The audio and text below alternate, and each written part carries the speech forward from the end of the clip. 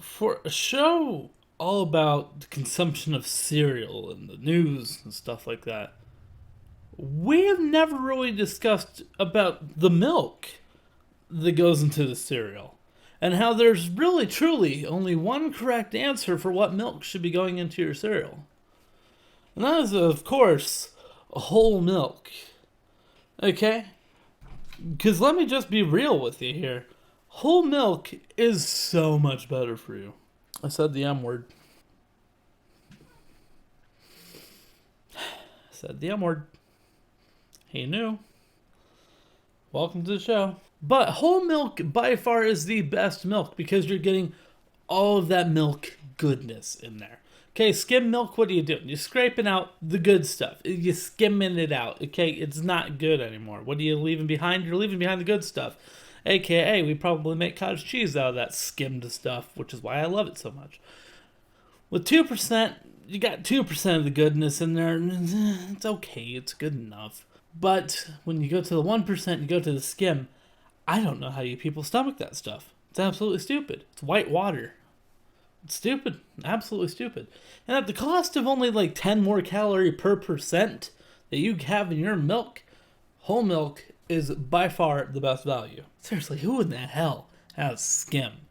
I mean, for real. It is white water, and it is dumb. So next time that you go to the grocery store, make sure that you get the red cap milk, the good stuff, because anything else, and just, you might as well eat bran.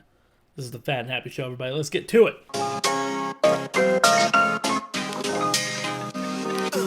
Welcome back, everybody. Welcome back to the Fat and Happy Show. Come on in, take off your pants, and let's have ourselves a bowl of cereal. Where, of course, you gotta deal with him. You want some fresh milk today? Yeah? So do I. What cereal are we going for today? No, I'm gonna go with something I've never had before. I want to change it up a little bit. We're gonna go with the chocolate mini little bite. First off, with any new cereal, we gotta judge the smell. It smells like you're at the 4-H fair. You just opened a chocolate bar in the middle of like where they have all the pigs and stuff like that. Like all that hay. That's what it smells like. Let's try out the dry taste. I know I'm gonna like this. Now, the dry taste is very much a semi-sweet chocolate. It's got a little bit of that bitter cocoa taste to it. But I'm thinking, with the milk, we're going to be getting that semi down to a milk chocolate. It soaks up the milk fast, but damn, that's good. I'll have that any day of the week. Still not Cinnamon Toast Crunch good, but it's pretty good. And now let's go ahead and get away from something that's good, and let's go ahead and get into something that's bad with the bad news of the day. Well, you finished that fast. Here, I'll give you a little more. Did you know you're the unofficial co-host of this show? Even though you don't talk or do anything or any of the hard work, people love you. But with that bad news of the day, Chuck E. Cheese has officially filed for bankruptcy. That's right, the place that we went to as young millennials with our parents to Chuck E. Cheese to get that crappy pizza, the sketchy salad bar, and of course, the animatronics that you will never, ever, ever approach because, let's admit it, Freddy Fazbear's was made off of our nightmares of those animatronics. Chuck E. Cheese has finally filed for bankruptcy. And you want to know something? I say it's time. As soon as they were pushing those commercials for the new adult pizza and they were doing delivery and stuff like that, like, that's not what kids want. They don't want your food. They want to play the games. That's all they want. But you have, like, so much more germiness here in the world. I mean, we have that with COVID spreading like crazy, that it's kind of hard to maintain a place like that. But now you have places like Dave & Buster's that are more adult-friendly, and that's where the kids want to go because they're thinking it's more adult. Chuck E. Cheese has just gone out of its 90s phase, and it's now kind of like Sears and Kmart, where they just haven't been able to keep up with the times. Now, of course, with this bankruptcy, we're still going to see some locations open, some locations will close, and time will tell what will happen to our millennial best friend. But now with some good news that will definitely not pertain to everybody, Steam's summer sale has officially kicked off. So if you have anybody that you know who loves PC gaming, specifically PC, not console gaming, now's the time to surprise them with a Steam gift card so that way they can afford their favorite game. I mean, seriously, Gabe Newell makes things that are so expensive, so freaking cheap. Once a year, the summer Christmas for PC gamers, just so that way he can get that little bit of a summer bonus. But now with that out of the way, let's go ahead and get into the awesome act of the day, which is pretty awesome. In a study posted by the Science Advances journal, there was a study by sociologists studying humans and do we do good things? And like I've said in my 2 cents of like what you should do, it turns out that people are actually doing that. And more specifically, what I'm talking about is that people are doing good deeds out of the kindness of their heart rather than expecting something in return. The study followed 700 individuals and kind of seeing in their day-to-day life whether they would go ahead and do nice things like holding a door for somebody or even something as simple as wearing a mask without like major complaining or anything like that. Basically, what they were looking for was would a person do something that is a hassle for themselves to benefit other people.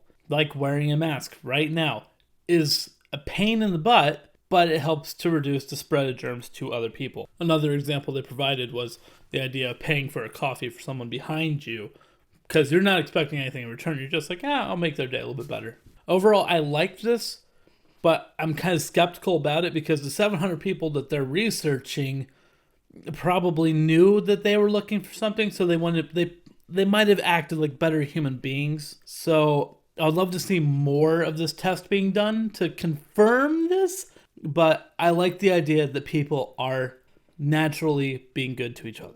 But now we are on to the dad joke of the day. Well, today's dad joke is just a simple statement. I just want you to know, don't trust atoms. Why? They make up everything.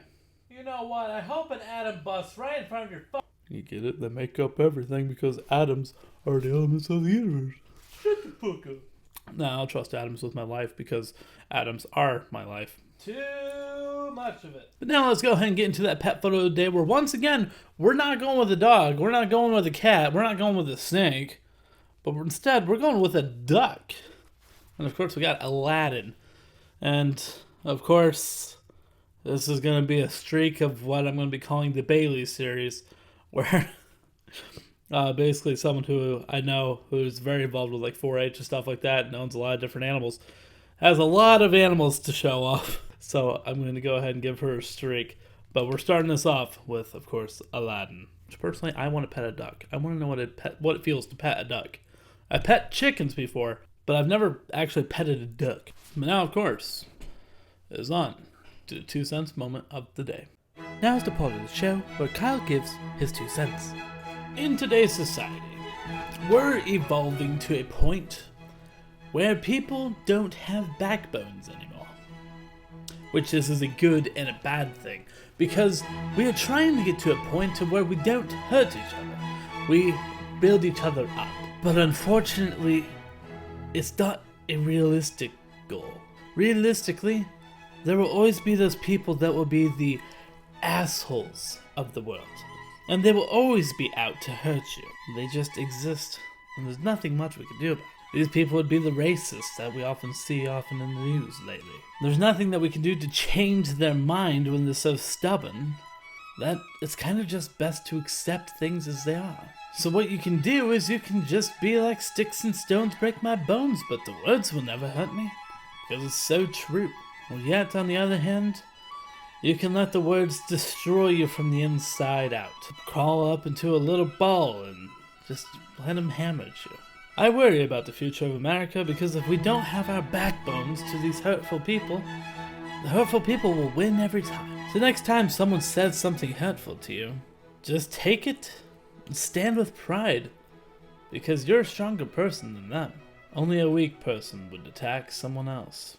The reason I bring this up in a 2 cents, and I could do a whole 2 cents on America losing a backbone and society, just in general, society around the world, I think, is kind of losing its backbone, is the whole fact that I watched a YouTuber today say that she's not going to be on YouTube anymore. And it just happened. And the only reason is she did a video a long time ago.